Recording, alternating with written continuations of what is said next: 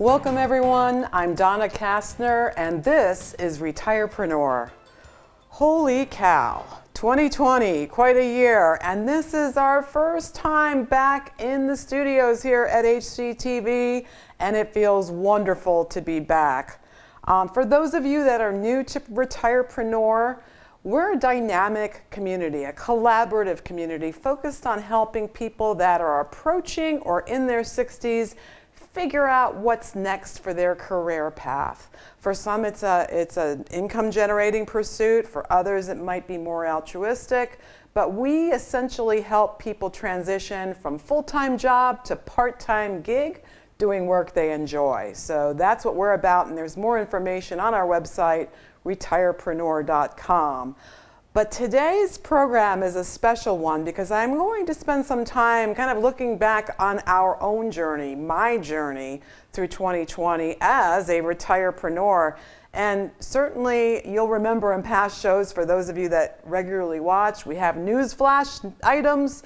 Instead, I think I'm going to bubble up a few epiphanies from this unprecedented journey. So I guess just to set the stage, 2019 it had been my best year yet as an independent business person. And it's important to let you know, Retirepreneur is one piece of something larger that I do.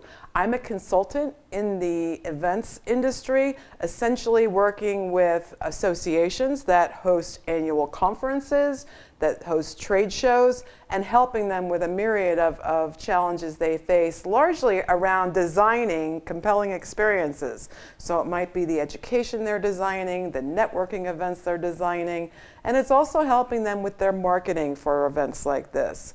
So as I mentioned, boy, 2019 was my best year yet, and a lot of great assignments. I looked back and I'd been on the road traveling flight-wise, more than 20 flights in 2019 to go to some amazing events. And then 2020 was shaping up to be even better, and I actually started in January and February with several events, including a week-long conference in San Francisco, and boy, life was wonderful. And then in early March, COVID hit. And let me see if I can look back on this. So, because I had been honing a couple of new skills. As a consultant, you know, you just can't stagnate. You have to constantly be looking at where the industry is heading and preparing yourself and learning. And it's actually what I love most about being a consultant. And so there were a couple of new skills I'd been honing that proved to be helpful, and we'll get into that in a moment.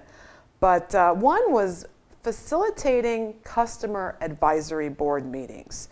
So essentially, an organization, and in my world, it's associations, it's destinations that host events, and these groups will have customer advisory boards, and they'll gather them for a couple, 3 days for a meeting to really understand the market, to get good advice on strategy path forward.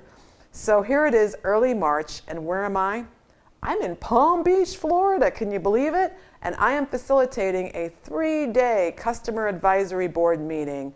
The customer advisory board itself was comprised of 25 individuals, and then there was also the staff of the Convention and Visitors Bureau down in Palm Beach. They go by the name Discover the Palm Beaches. It was a great crowd of people. The conversations were fascinating. We were moving into all kinds of new territory, and how that destination, Palm Beach, might attract more and bigger events in the future. And then all of a sudden, I noticed, it was almost like midday, people were on their phones more. Before, they were more engaged in the conversations we were having, and I saw people with phones, and I saw people quietly excusing themselves from the meeting to step outside to take a call. And then it hit that cases of the coronavirus were becoming more known, associated with events. This was becoming a big story, and even talk of quarantine. So suddenly, the people in the room, the brilliant people in the room, were now on their phones with their lawyers trying to figure out what to do about future meetings. How are we going to respond to this? And remember, early March, this is still early in this journey, but everyone in the room could see this is not good. So, what is it? You know, if you can't fix it, feature it. And I think somewhere midway through this customer advisory board meeting, we actually became almost like a communications war room. And what was really cool was that the various directors with these associations were advising one another, hey, how do you let your attendees know? We have a big conference coming up in April. Now people are all getting nervous about this. So long story short, it was a one-of-a-kind meeting, great conversations, but it went in a whole new direction. And the next thing you know, I was flying home, and within a week, every single bit of business I had booked for 2020 canceled. Again, I am immersed in the events industry, and there was uncertainty left and right. So now what do we do? So yes, I indulged in a couple days of a pity party because I'd been working for years to build this up. And but then it's like, okay, so what am I going to do now? What's next for me? Like many others, I kind of pivoted and started to look at virtual. And you know what? I'm not even sure virtual, Zoom meetings. How do we continue to meet and conduct business across digital channels? I like digital better than virtual, by the way. Virtual makes it sound not real, not worthwhile. And there is some good stuff happening digitally, but nothing rivals the quality and richness of face-to-face encounters. So now that we're, as I am recording this, it's near the end of 2020. This has been a devastating year for the events industry. So many incredible folks being furloughed, being laid off, and the future is starting to look a little brighter, and there's an awful lot of hope for recovery in 21, but it's still kind of fuzzy. So let me go back to what ended up happening in my world. So all my revenue's gone. We're making big plans even within our family for my husband's retirement, which was to come in a few months. And so now what do I do? And I thought about it. I looked at the recovery funds available to me as a business. I looked at different options, and I essentially decided to shut down for 90 days and go all in on pro bono volunteer work. And a couple of things about this pro bono piece of my journey this year. I decided that I had some command of digital. By the way, I had been using Zoom for 2 years before the pandemic ever happened, so I was comfortable on Zoom. I had also hired a coach in 2019 who helped me power up my presence on video. Trust me, I'm a work in progress, but she was really helpful, and she would watch me on screen and help me break some bad habits I had and develop a stronger presence. And she also helped me embrace video as far as capture. I mean, here I am in a studio, so this is professional capture, but sometimes I'm going DIY from my desktop and I'm hitting record and I'm editing and sharing content. And let me tell you something, video is exploding. So here's the big epiphany, retirepreneurs. If you're looking ahead and you're thinking about, hey, maybe I'll do some consulting work, I would strongly encourage you to look very hard at video, because it truly is the new place where we congregate, where we get information. And I gathered some statistics. I wanna share this with you. Very recent statistics in a 2020 digital report. 81% of businesses use video for marketing, and that's up from 63% in 2019. So it is really accelerating fast. And get this, 6 out of 10 people would rather watch online videos than television. And if you're watching the new TVs, by the way, you can hit YouTube right from a smart TV. It's pretty cool. Mobile video consumption. So we've got our devices, our smartphones, our iPads. That video consumption on mobile is doubling every single year and shows no signs of slowing down. And by 2022, experts say that online videos will make up more than 82% of consumer internet traffic. And to give you some context, that's 15 times larger than what it was in 2017 in just 5 years. 78% of people watch online videos every week, 55% view them every day. I mean, this whole video piece is just roaring. So if you're not on video, you're not an option, and you certainly won't be an option in the future. So if consulting is your path, if you're looking down the road and looking at what shall I do, I would strongly encourage you to start looking closely at video. And there are tons of DIY lessons on YouTube that you can search and start to do some things on your own. And when you hit a wall, guess what? Reach out to me, because I'll point you to a few other channels that you can pursue to learn this, because it is learnable. It is something, but it takes time and it takes practice. So let me go back to the pro bono pivot. I offered my services as a Zoom moderator for free to nonprofits, to some of my best clients, and I was incredibly busy through the whole summer. It was an offer that people liked, and by the way, I didn't just send an email, I didn't leave a voicemail, I actually recorded a 90-second video, very specific to each person, and said, hey, we're in a storm, I hope you're doing okay, I have some thoughts on how I can help, and here's what I'd like to offer. And let me tell you, almost everyone called me back. I had some incredible conversations and some incredible experiences. Most of my work was outside of Hudson, but there are two organizations I focused very intently on and helped. The first one I'm a member of, the Hudson Rotary. If you're on HCTV, you watch our meetings. And we had stopped having meetings for, about 6 weeks. And I said, hey, I can help get us on Zoom. Are you interested? And we did it. And let me tell you, 40, 50 people get online every single week, sometimes even more, for our weekly Rotary meetings. And it has been such a comfort. Is it as good as when we met face to face? No, but it's really good for the interim. And I have a hunch there'll be a place for digital in the future. So Hudson Rotary was a wonderful transition path where I did a lot of, one-on-one coaching and helped everybody get comfortable. And Wednesdays at 7:15, they fire up their Zoom, and you should check it out if you're intrigued. The other group I helped was the Hudson Job Search. Again, they had meetings every other Monday evening, and certainly with the coronavirus, with the pandemic, job futures were looking uncertain, and there were more clients.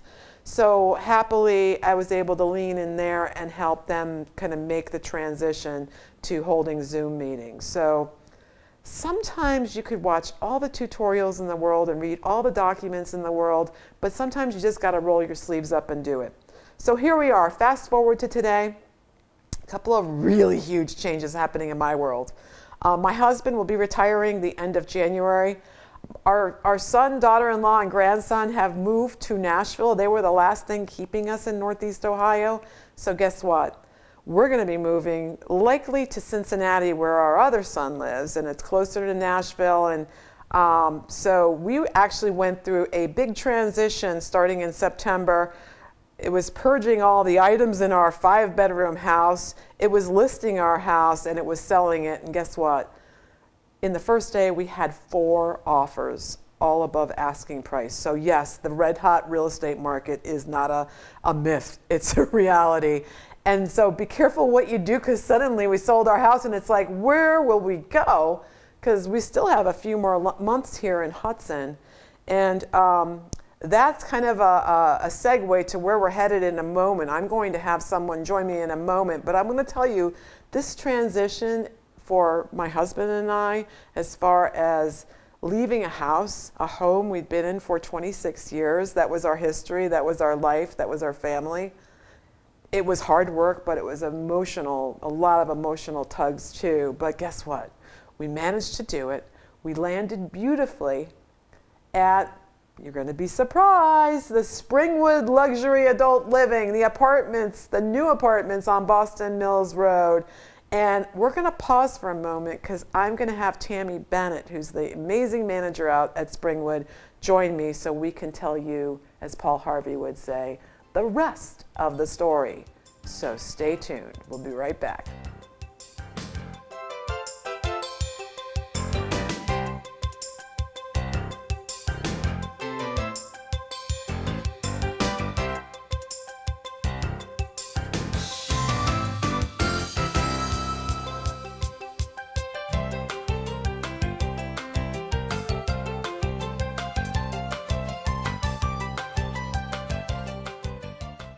And we're back, and joining us now is Tammy Bennett, manager at Springwood Luxury Adult Living. Did I get that right? You did. Welcome to Retirepreneur, Tammy. Thank you for having me. I'm flattered you picked me, Donna, for your last show. Tammy, you have such a wealth of knowledge on this transition that we're still moving through.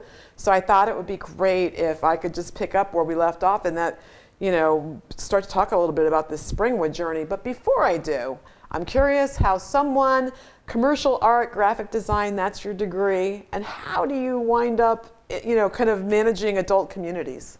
Well, I owe that all to my grandmother. I worked in graphics for like 16 years, and my grandmother became ill. I went and helped take care of her, and I'm a people person, so while she was recovering, she said to me, you have an old soul, and you need to focus on being around people, because the business I was in, and I loved it, but it was deadlines, and you did everything, fast paced, and there were only 5 of us on a Mac computer. So I really So you're doing marketing stuff? Yes. In the business world. Yeah. And so I thought, you know what? I'm going to go out there and I'm going to look for nonprofit, because I know that that's where my heart is into. So I did look at the Alzheimer's Association and out there in Youngstown, and then I came to a place called Sumner on Merriman, and I knew when I walked in that building, I knew that's where I was going to be. I didn't know what I was going to do because of my background, but I did. I got a job there. I fell in love with the people, and I was there for 18 years. And so what kinds of things were you doing there? Was like activities for I residents? was an activities director, but I also did admissions. I also worked really close with, at the beginning, I obviously did all their nonprofit database and their annual reports and all graphics, and then it changed over to profit. But I had made such ties with a lot of these residents, I wanted to hang there. And I became very, I want to say, it was like a spiritual journey. It was a journey, and they gave me an opportunity to be an activities director, which I really didn't think I had the qualifications, but I did. And later down the road, I had another company look at me. They really didn't have a title for the position, and it's Springwood. And I thought to myself, this is totally different. I'm going to be like the manager. I'm going to be like we kind of joked about it, like a Love Boat kind of person. I'm going to be, managing all these other people. The cruise director. Yeah, exactly. But I fell right into it. And, I looked at it and I said, you know what? God wants me to be here. And honestly, these people are my friends. In the wisdom of elders, how cool that your grandmother could see and help you see this potential transition that was pretty extensive. It was pretty big leap. Yeah, it was like a leap of faith. And I'm really close to my parents, but my grandmother was my best friend. And to this day, I talk to her all the time, and I thank her for leading me on this path. And I feel like you said, the people that are at Springwood, I have them all different kind of ages, and it's rewarding to me, and I will do everything to keep those people happy. So let's talk, well, first of all, our paths crossed initially through the Hudson Chamber of Commerce. We were both at a networking event pre-COVID, and so there weren't masks, and we had a great chat, and you were just, I think, coming into your role. Things were just opening up. Yes. I was fascinated, and then I think soon after COVID, it was an element later. But talk to me a little bit about this new community out in Boston Mills Road. Well, this community is 55 plus. It's a luxury adult community, and it's really a tight-knit community. You get to know people. If you don't want to be social, you don't have to, but I have every program that you can think of, from making hats to art classes to having a wine and chocolate pairing to a beer tasting. And also, the nice thing about being on this whole campus, we have 16 acres, but we have Danbury on one side and you have Springwood. If you ever do need those services, it's so easy to have that transition, and you get to know all the people. It's not like they're just throwing you into a place that you don't know or understand. So Springwood is very independent. Very. I mean, in all honesty, this is the elephant in the middle of the room. Even for us, we were like, wait a second, we're in our early 60s. And actually, thank you, Maureen at Velocity, because you're the one that told me. I was trying to figure out, we sold our house, we need somewhere short-term, month-to-month, and this just turned out to be perfect for us. But the hesitation for us was, ooh, this might be a little older than where we are. We're thrilled. You have created such an incredible community. Now, my husband's leaving for work each day. We're both working full time, so we're probably not as engaged during the week, during the day, but we've met residents. It is truly a community feel, and I think that's thanks to you and the others at Springwood. But yes, Danbury's there. Right. Because here's the thing, and I've done a lot of soul searching around Retirepreneur even in this whole generational thing, and it's not so much about generations, it's life stages, and at certain life stages things progress, and aging, like I keep telling my husband, I'm like, okay, so we're not going to run a faster marathon 5 years from now, not that we're running them now, but you know what I mean, there's a gradual slowing down. And so it's nice to know, first of all, that is a very turnkey kind of place. It's very easy, having had a house and all the things that come with it. I think the big thing for us was just trying to winnow down our stuff, because we also discovered that your kids don't want your stuff. They love you, your stuff not so much. Yeah, that downsizing That's hard. It seems to be the problem. People they get anxious because it's like all that stuff, and just the whole process of thinking about moving and transitioning to another place. But it's not as hard as you think, and we have a lot of people that help you out.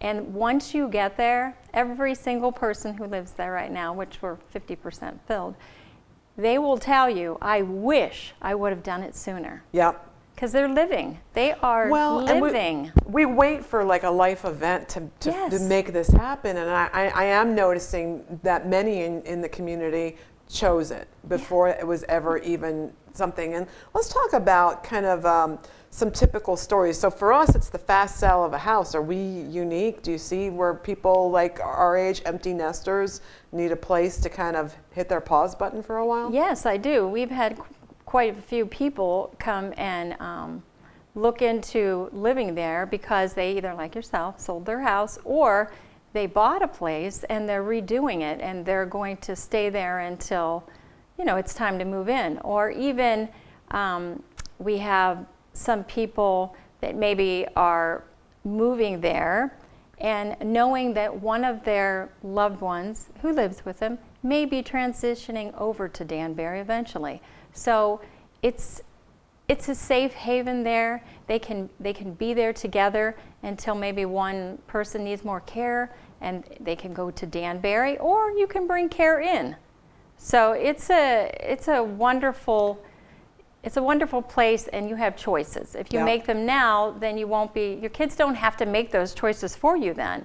That's a hard thing for children to make the choice for you to go to Danbury. Versus proactively doing exactly. this. And I'm watching, so in any given day, I'm seeing, people are driving out and doing their thing, and they're just doing wonderful things.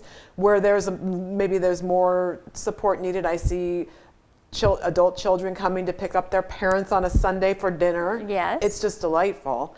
And then the campus itself, it's beautiful. I mean, you can look out now and see, you can see Lake Forest Country Club across the lake. Yes. So it's beautiful, it's clean, and there's a simplicity to it, but there's a warmth also. And we have people that belong to that golf course, and they walk right over there, and they'll get picked up and go tea time. Golf. Yeah. It's whatever you want to do. If you want to go fishing, you want to go hiking, you want to go biking, these people are active. At any age, you're active. Yeah. I mean, we have people that are in their 70s or 80s, and they can do circles around me. I mean, it's a state of mind. It totally is. Yeah. And what's really funny, so there was a point right before Election Day, you have your Jerry Talks, right? And one of the residents. Yes. And he's phenomenal. And he talked about the the Electoral College and Yes. some history on that. And it was fascinating. I mean, I popped down and I was just fascinated by it. I mean, he captivates you. He is amazing at his talks. And I mean, he does that every week, every Wow. Tuesday. People, I mean, they look forward to that. We have all kinds of small groups. We have everything, like I said, from painting to happy hour to There's a beer tasting I know my husband's Yes, watching for. He's going to that's be looking right. for that one. So you know what, Tammy, we could go on for a while. I know. There's so much more to explore. So if people are watching this and they're intrigued and they want to take a closer look, what can they do? They can give me a call. Kind of take a tour just like you did for And us. We'll set up a private tour, and we'll follow all the guidelines to come in a tour. And I believe that you'll find what you're looking for, and you'll be thankful that you made that decision now instead of later. Wonderful. And the website is springwood-living.com. Tammy, thank you so much for joining us today. Thank you so And thanks much, for all you did Donna. to help ease our transition, because Yes. you were amazing. And you know what? So I opened this show saying it was my first time back in the studio, and then here's the sad news. This is also my swan song for HCTV. It's been a few years of doing RetirepreneurTV, and I want to thank everyone here at HCTV. You guys were instrumental in helping me move into this new territory of video, and you had an abundance of patience and kindness in helping me navigate this. And let me tell everyone out there, if this topic of career paths, encore careers, is something that you're passionate about, maybe you're serving a group that is going down this road, I'd love to see this show continue on HCTV. So if you're interested, reach out to me, reach out to Barb, the station manager here at HCTV, and let's talk, because it's so funny. Even with a mask on during the pandemic, I'm shopping in downtown Hudson a few months ago, and somebody said, "Hey, aren't you that lady with the show on HCTV?" So people do watch and people do learn. So I want to thank you, my audience, for watching, for encouraging us, for your feedback, and I wish you all the best as you continue on the trail. And understand, I'm still out there. I'm just in Cincinnati, and I'm at retirepreneur.com. So thank you, everyone, for watching.